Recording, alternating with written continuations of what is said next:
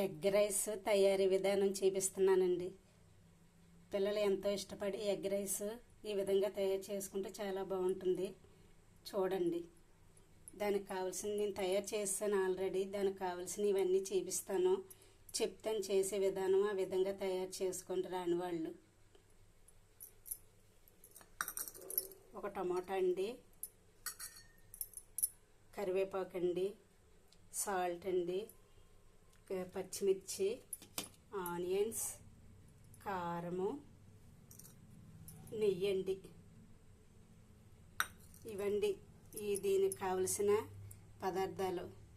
చేసే విధానం ఏముందంటే, ఉల్లిపాయలు, పచ్చిమిరపకాయలు మనం ఎలాగా చిన్నవి తరిగేసుకుంటాం కదండి, అవి తరిగేసుకొని ఆయిల్ తగినంత ఆయిల్ వేసుకొని అవి వేగాక టమాటా చిన్న చిన్న పీసుల కింద కట్ చేసుకొని అది కూడా డ్రై అయ్యాక సాల్టు, కారము ప్లస్ మసాలా పొడి వేసుకొని ఎగ్ కొట్టేసి ఎగ్ బాగా అదే మనం ఉక్కరి చేసుకుంటాం కదండి, ఆ విధంగా అయ్యేలా చేసుకోండి.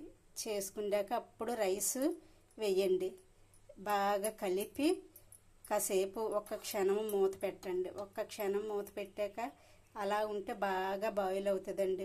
ఇది అంతా మొత్తం అంతా రైస్కి పడుతుంది కూడా, చాలా టేస్ట్ కూడా వస్తుంది.